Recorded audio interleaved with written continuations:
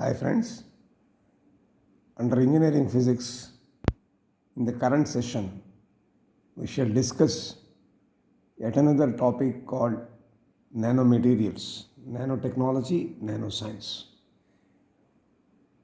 In recent years, maybe from a decade and a half, nanoscience and nanotechnology is emerging as one of the most important and exciting areas of interest in all fields of science and technology.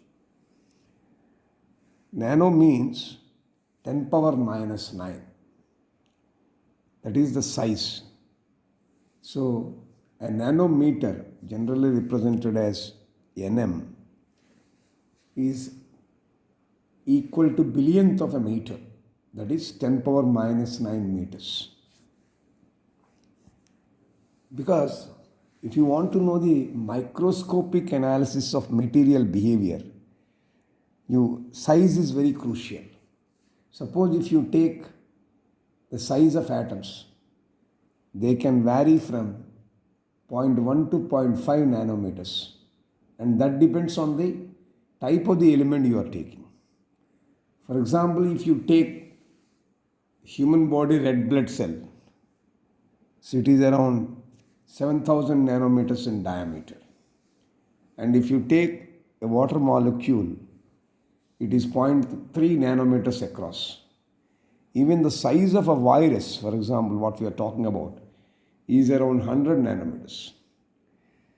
So when the material size of an object is reduced to this nanoscale, 10 power minus 9 is called nanoscale.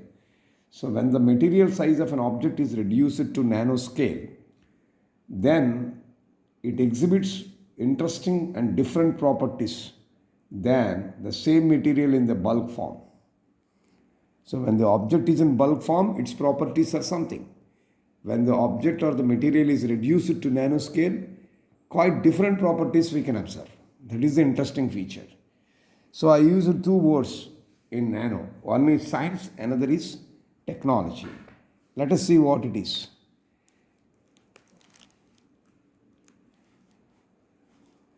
Two parts we have divided: nanoscience and nanotechnology. What is nanoscience? Nanoscience basically deals with study of properties of materials at nanoscales, where properties certainly differ significantly than those at larger scale. Whereas the application of nanoscience is emerged as nanotechnology. Now, nanotechnology deals with certain things. When science of nano deals with the study of properties of material, nanotechnology deals with its application, like the design, the characterization, the production, and applications of various nanostructures, nano devices, and nanosystems. Right? Now the question is, which one you call as a nanomaterial? Generally, all materials are composed of grains, which in turn comprise many atoms. The visibility of these grains depend on their size. If you take conventional materials, they have grains varying in size from hundreds of microns to millimeters. So therefore, the material possessing grains of size ranging from 1 to 100 nanometers is what is known as nanomaterials. That means if the grain size is between 1 to 100 nanometers, they are to be termed as nanomaterials. Of course, you can produce nanomaterials in different dimensionalities. For instance, if you want to produce one-dimensional nanomaterials. So in one-dimensional nanomaterials, the grains will be laid in the form of multi-layers, like thin films and surface coatings. But when you look at two-dimensional nanometers, it consists of ultra-fine grains laid over layers or buried layers. They include nanowires and nanotubes. That is about two-dimensional nanomaterials.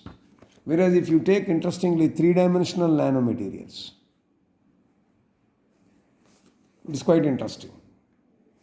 The three-dimensional approach consists of nanometer-sized grains like precipitates, celluloids, and quantum dots. So the nanomaterials reduced to nanoscale, that is 1 to 100 nanometers, they exhibit, as I said earlier, different properties compared to what they exhibit on a macro scale, that is in bulk form. For example, a substance which is opaque, it can become transparent, like in the case of copper. Similarly, a material which is inert, it can become a catalyst in the case of a platinum. Likewise, a stable material can turn into a combustible material, say in the case of aluminium. For example, solids, they can change into liquids at room temperature like gold. Insulators can become conductors like silicon. So these are all various examples that can change their behavior at a nanoscale. That is very interesting. So nanoscale has got that much impact. So let us understand further about the significance of nanoscale. It is observed that the properties are different on the nanoscale from those at the larger scale. The quantum, mechanical, and thermodynamical properties become very important at nano level, which are not seen at macroscopic level. So after studying an individual molecule's properties, we can put them together in a very well-defined way to produce new materials with new and amazing properties. The science dealing with the materials of a nanoworld is an extension of the existing science into the nanoscale, or a recasting of existing sciences using a newer or more modern terms. So nanoscience is based on the fact that the properties of materials change with the function of physical dimensions of the materials. The dimensions at which the changes in the properties of materials are observed depend on the specific material and the property in question, as well as on the properties of materials in these confined spaces, are due to the changes in the electronic structure of the materials. The bulk properties of any material are simply the average of all the quantum forces affecting all the atoms. But on reducing the size of the material, we eventually reach a point where the averaging no longer holds good. It is observed that the effect does not occur when we go from macro to micro dimensions. It becomes dominant only when the nano size range is reached. So the properties of materials are different at nano level due to two important main reasons. One is called, the reason for nano behavior is because of two things. The two reasons could be, one is the increment in the surface area, that is the increased surface area, and the other reason attributed to nano behavior is what is known as quantum confinement effect. So let us understand each of them separately. So when you look at surface area, whenever a bulk material is reduced to the particles of smaller size, then the surface to volume ratio becomes very high. That means nanomaterials have a relatively large surface area when compared to the same volume or same mass of the material produced in a large form. For example, let us take a spherical material. Spherical material like this with a radius of r. If the material of radius r is considered, then the naturally being a spherical area, the surface area will be 4 pi r square and the volume will be 4/3 pi r cube. Okay. Now if you take the ratio of surface area to volume, this ratio you will get as 3 by r. That means the ratio is inversely proportional to the radius. So whenever the radius decreases, the ratio increases. So for a nanospherical material, due to decrease in size, the ratio increases predominantly. Say for example, this is the bulk spherical material. This is the reduced spherical material. See, you can observe here, the moment size is reduced, its surface area increased or not. So this is what you need to understand about surface area to volume ratio increment. Let us take yet another example. Consider one cubic like this. Okay. Now in this, naturally, the surface area is 6 meters square. Now let us divide into, let us say, 8 pieces like this. The surface is further divided. So now it has got, instead of 6, you have 8 pieces.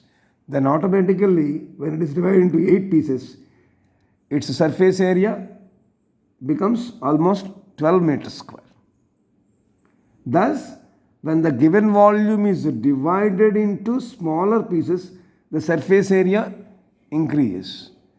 For example, take a same thing, you further divide into still smaller pieces. So what is happening here? Let us say I divided this same thing into 27 pieces.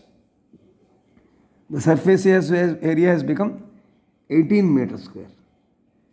That means we can find that when the given volume is divided into smaller parts, surface area increases. Hence, nanoparticles have a greater surface area per a given volume compared with larger particles. Because growth and catalytic chemical reaction occur at surfaces, this signifies that nanoparticles will be much more reactive than the same mass of material made up of larger particles. For example, a nanomaterial of size, let us say 10 nanometers, it has 20% of its atoms on its surface, and 3 nanometers. For example, if it is reduced to 3 nanometers, that is a nanometer of size reduced to 3 nanometers, it has 50% of its atoms. So suddenly the number of atoms present is increased. No?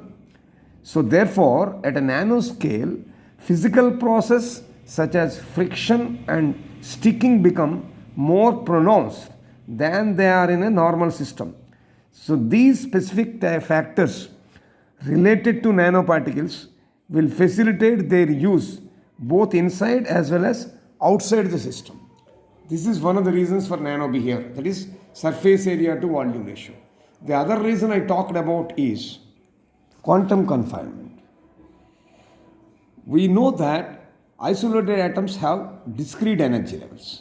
So generally, solids have split energy levels which are known as energy bands. But nanomaterials have the intermediate stage. As far as physics at nano level is concerned, it is the quantum effect that deals with the properties. So at reduced dimensions, they are said to have either a quantum well or a quantum dot or a quantum wire.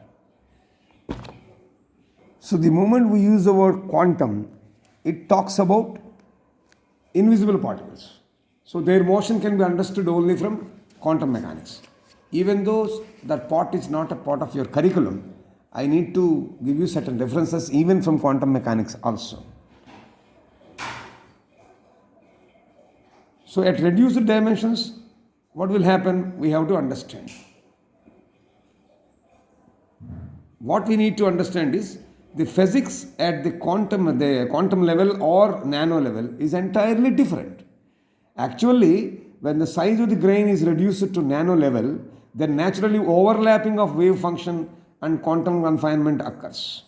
For example, if d is the diameter of the grain size, then the energy goes up by the factor inverse of the square, that is 1 by d square. So there is something called Heisenberg uncertainty principle that we shall apply here. It talks about the relation between distance and momentum. So change in distance, change in momentum, represented as delta x and delta p. So the product is equal to h upon 4 pi. This is what Heisenberg uncertainty principle talks about. So delta p is the uncertainty in the momentum. So h is the Planck's constant here. So in the case of a nanoparticle, this delta x is nothing but d. So therefore, for delta x, if you substitute d, this will become d into delta p equal to h upon 4 pi. So therefore, what is the uncertainty in momentum? You can send this d to the denominator here. So delta b will be h upon 4 pi d. Suppose if this delta P is the maximum momentum, then you can give an energy relation. There is a relation between energy and momentum. So therefore, if P max is delta P, that is momentum is maximum, then the uncertainty helps us to understand an energy equation. Energy equation tells us P square by 2m. So P square is nothing but P square maximum by 2m. Now, in the terms of size of the grain particle, you can represent energy as E upon h square. 8 pieces we have done. So 4 into 8, it becomes 32. So E equal to h square upon 32 pi md square. So in this equation, except d, all are constant. So therefore, energy at nanoscale, you can say E is proportional to 1 by d square. Now this leads to excitations, and they are primarily responsible for enhanced optical and electrical properties at nanoscale. In case of metals, when their sizes are reduced, their properties are determined by plasmons. So that is an interesting fact. This is what I have explained. But therefore, on this basis, we can conclude that when the dimension of a potential well or a box concerned with a particle are reduced to the order of de Broglie wavelength of electron, then energy levels of electrons will change. This effect is what is called quantum confinement. Again I am repeating.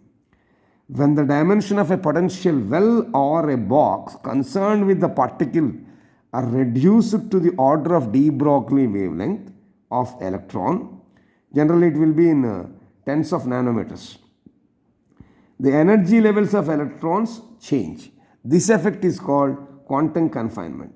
This can affect the properties of nanomaterials at nanoscale. So this is what we have concluded in this.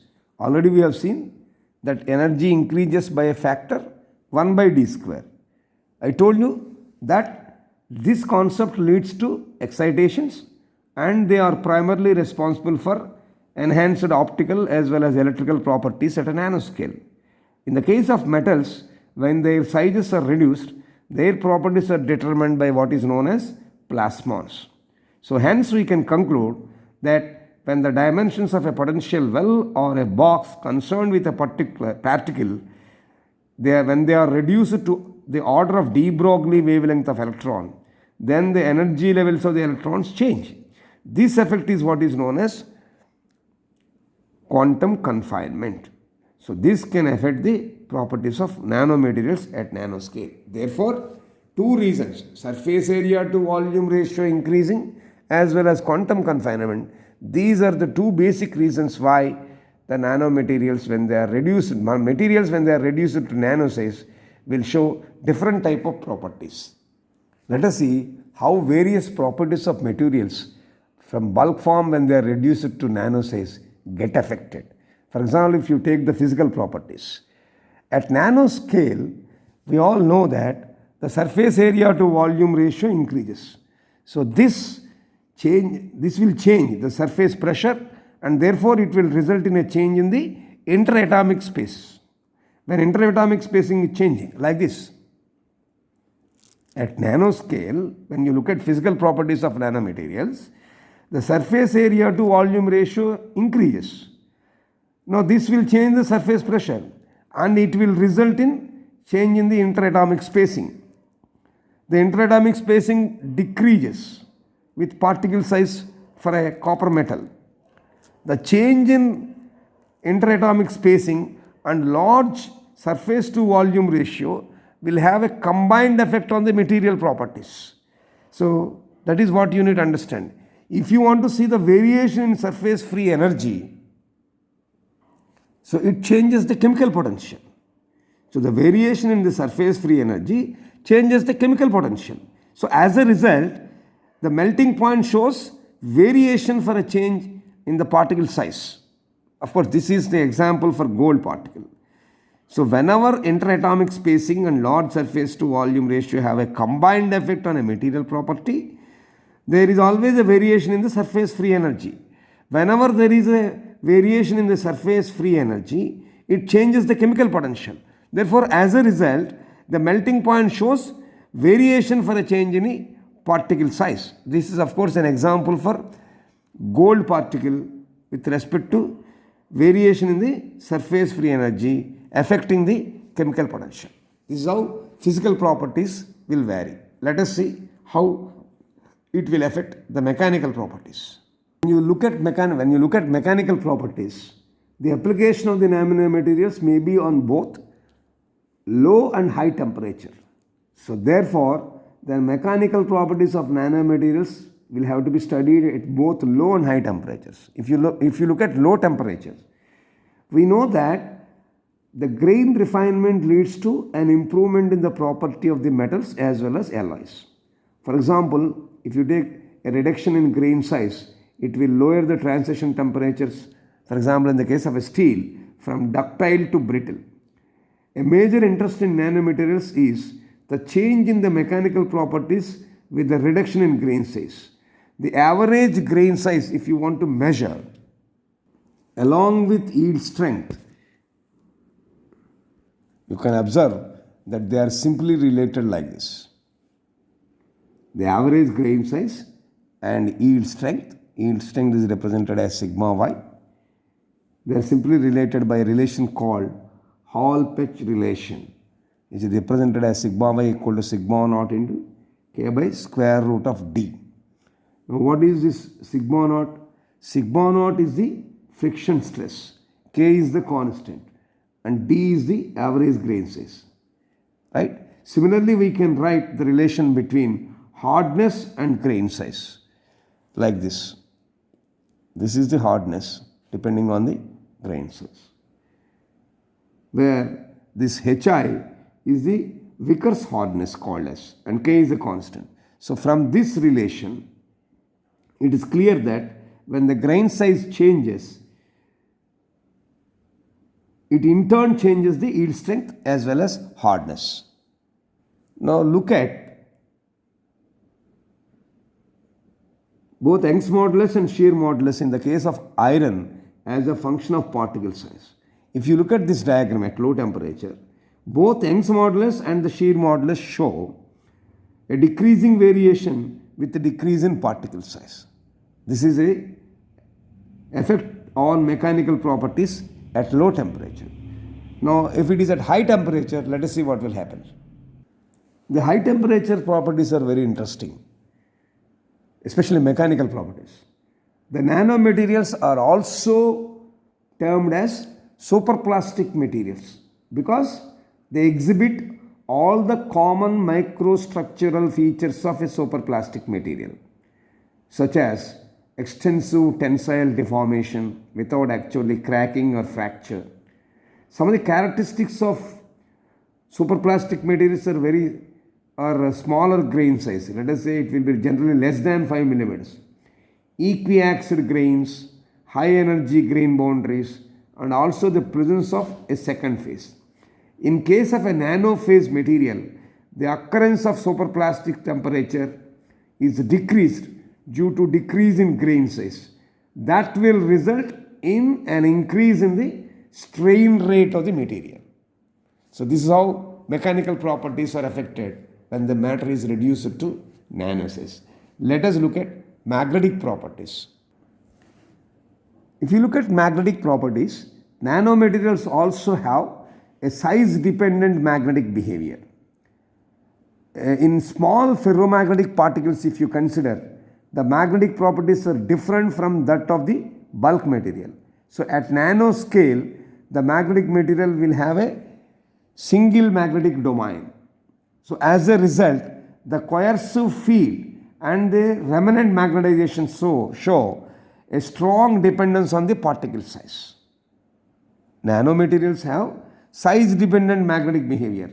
In small ferromagnetic particles, the magnetic properties are different from that of the bulk material. So at nanoscale, the magnetic material will have single magnetic domain. So as a result, the coercive field and the remnant magnetization show a strong dependence on the particle size.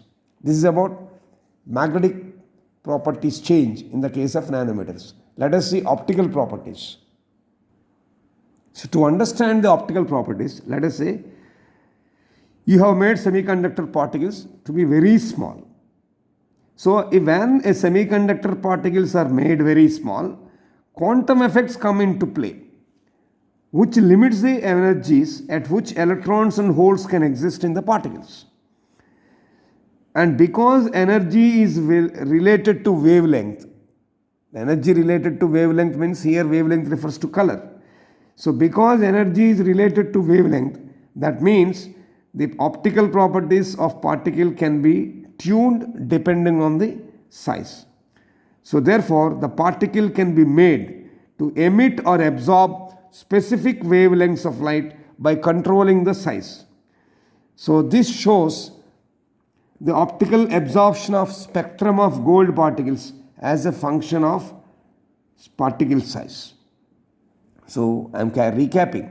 When you talk about optical properties of nanomaterials, if semiconductor particles are made very small, the quantum effects come into play, which limits the energies at which electrons and holes can exist in the particles. Because energy is related to wavelength, that means the optical properties of a particle can be tuned depending on the size. That means wavelength here I referred to color. When energy is related to color, which means the optical properties of the particle can be tuned depending on the size. So therefore the particle can be made to emit or absorb a specific light or a specific color or a specific wavelength by controlling the size. So this diagram helps us to understand the optical absorption of spectrum of gold particles as a function of particle size. This is how we can understand the optical properties. So if you summarize today's session, we looked at the introduction to nanomaterials, nanoscience and nanotechnology, their differentiation and the behavior of particles at nano size, the dimensions of nanomaterials in terms of one-dimensional, two-dimensional and three-dimensional, and what is the significance of nanoscale, what is the reason for nano behavior, why properties of materials are different at nano level. Reasons found to be two. One is called surface area to volume ratio increment and another one is the quantum confinement, and based on that we looked at various properties of nanomaterials in terms of physical properties, mechanical properties, magnetic properties and optical properties. With this background, in the next session we shall focus on understanding how do we synthesize nanomaterials, how do we prepare nanomaterials in a laboratory, which is known as synthesis of nanomaterials.